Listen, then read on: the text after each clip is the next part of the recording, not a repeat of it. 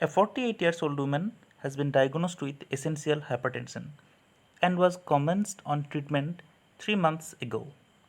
She presents to you with dry cough which has not been getting better despite taking cough syrup, Linctus and antibiotics. You assess the medication history.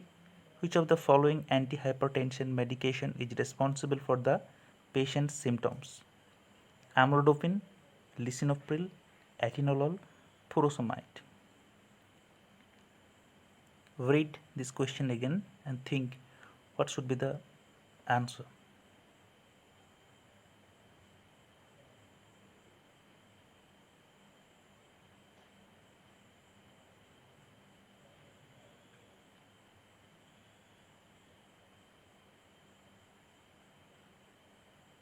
Now stop thinking. Let's discuss the answer. The thing important point is she presents with dry cough, and this dry cough is not associated with other disease because she already takes cough syrups and antibiotics, and she is also taking antihypertensive medication.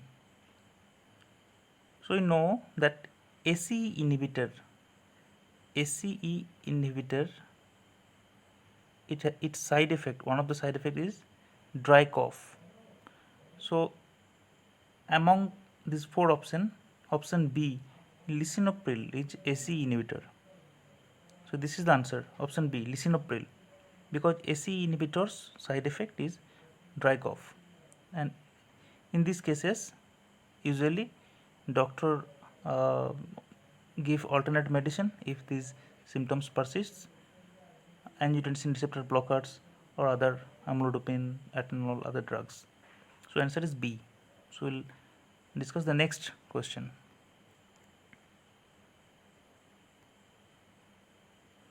A 44-year-old woman attends her local accident and emergency department with a history of at least 6 months of frequent central chest pain in the early morning or during the night. She had no chest pain on exertion. This had been a particularly severe attack lasting over 2 hours. Her pulse rate is 84 per minute in sinus rhythm and blood pressure is 134 by 86 mm of Hg. The ECG shows anterior ST segment elevation, but troponin levels do not rise. Subsequent coronary angiography is normal. What is the most likely diagnosis? Option A, MI, myocardial infarction, B, stable angina, C, unstable angina, D, variant angina. Take some time to think. Read the question again and think carefully. What should be the answer?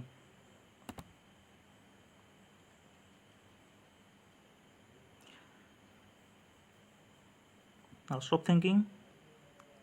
Now it's time to discussion. The answer is a variant angina. Variant angina, option D. Variant angina is also called Prinzmetal's angina, and the presentation is typical for this variant angina.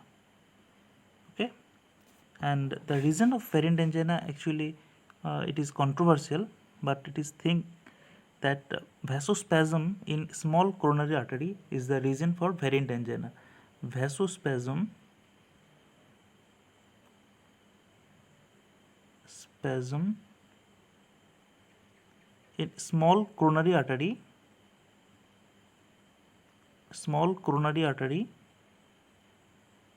is the responsible for variant angina, and the drug used in this condition is nitrates and calcium channel blockers like verapamil. So medicine to variant angina is nitrates, nitrates, nitrates, or calcium channel blocker like verapamil. Beta blocker is contraindicated. Remember these things. And beta blocker worsen the condition due to constriction property. vasoconstriction property. Now see, a 57-year-old man is reviewed in a hypertensive clinic where it is found that his BP is 165 per 105 mm Hg. Despite standard doses of amlodipine, perndopril, doxazosin and bendroflumetazide, electrolytes and physical examination have been and remain normal. Which of the following would be your next stage in his management? Option A, arrange for his medication to be given under direct observation. Second, add spironolactone to his medication. Option C, arrange urinary catecholamine assay. Option D, add verapamil to his medication. Take little time and think.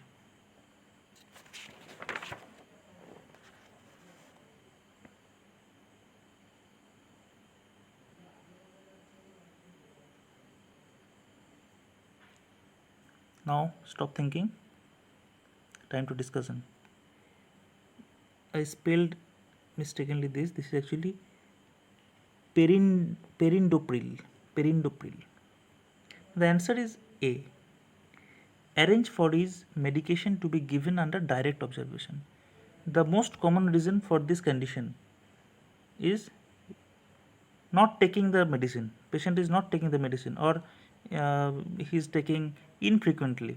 So first you have to think about this may be the reason, and you have to arrange for his medication to be given under direct observation by any patient party. This is the answer. So next, a 57-year-old male is admitted complaining of headache and blurring of vision. His blood pressure is 240 by 150 mm of Hg, and he has bilateral papilledema but is fully oriented and coherent. He had been known to be hypertensive for about 5 years, and his blood pressure control had been good on 3 drugs.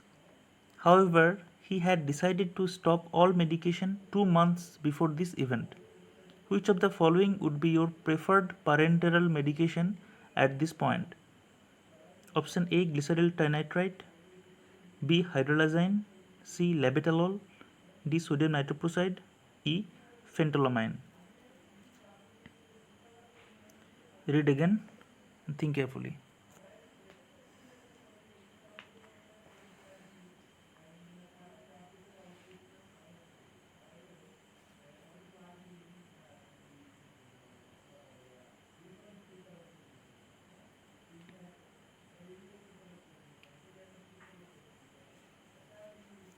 Stop thinking, it's time to discussion. The answer is D, sodium nitroprusside. In this condition, the most preferred drug is sodium nitroprusside. But some condition to that. Sodium nitroprusside is first choice drug only when drug monitoring system is present, or intra-arterial drug monitoring system is present, because sodium nitroprusside cause drop of blood pressure very quickly. Blood pressure dropped very quickly, and it causes optic hypoperfusion. So this may be a dangerous condition if you are not monitoring the drug. So in case of there is no drug monitoring system, the preferred drug is GTN, glyceryl trinitrate. This is the preferred drug in case of no drug monitoring system. But in this question, the answer is sodium nitroprusside. This is the most preferred drug, sodium nitroprusside. Now, next question. Most specific symptoms of temporal arteritis. Option A, visual loss. Option B, jaw claudication. Option C, temporal headache. Option D, polymyalgia rheumatica.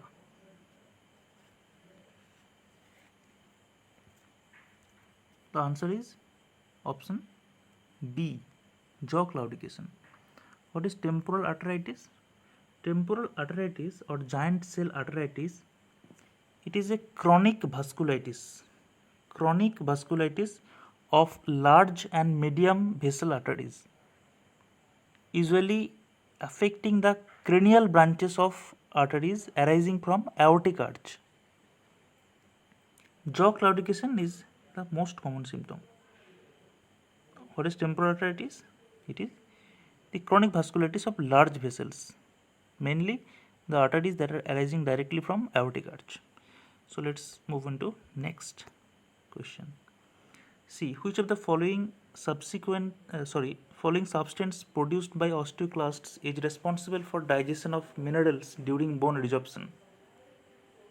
Option A, hydrochloric acid, B, acetic acid, C, cathepsin K, D, sclerostin.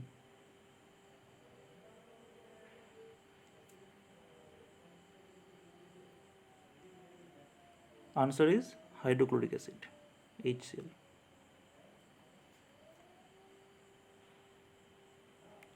Next, most common form of arthritis is rheumatic arthritis, psoriatic arthritis, seronegative arthritis, D, osteoarthritis. So very easy questions, I think. Most common arthritis is osteoarthritis. Hypovolemic shock results if volume of blood loss is, this is not test, blood loss is less than 25%, less than 40%, less than 35%, less than 30%. This is blood loss. Hypovolemic shock results if volume of blood loss is less than 25, 40, 35, 30.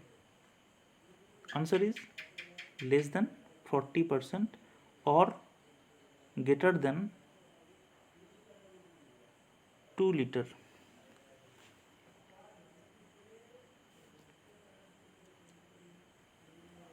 This is the, and one thing more, the signs of hypovolemic shock are confusion,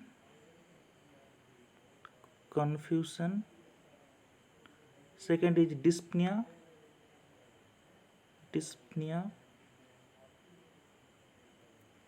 then hypotension and tachycardia.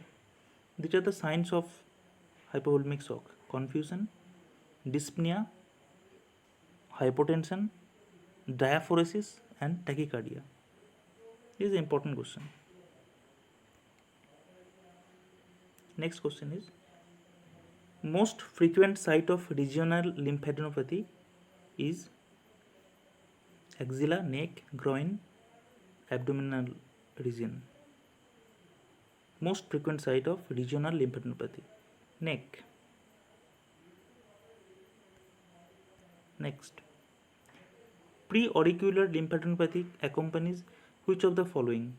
Preauricular: scalp infection, ear infection, conjunctival infection, tooth infection. So here the important point is preauricular. The answer is conjunctival infection. We can make another MCQ from that. If we replace periocular with occipital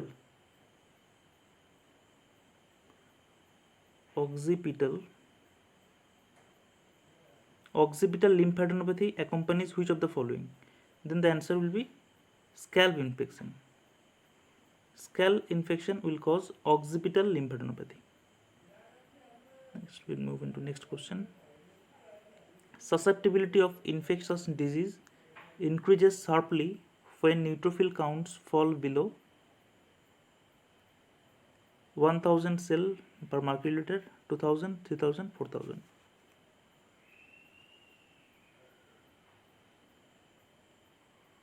The answer is 1000 cell per microliter. Next question. Daily requirement of dietary iron in adult men is? Daily requirement of dietary iron in adult men is what? 1, 2, 3, 4. 1 milligram, 2 milligram, 3 or 4 milligram? The answer is 1 milligram. 1 milligram per male. And in case of childbearing female, the daily requirement increase 1.4 milligram for childbearing female. That's 12 MCQ for today. We'll discuss more MCQ in next video. See you in next video.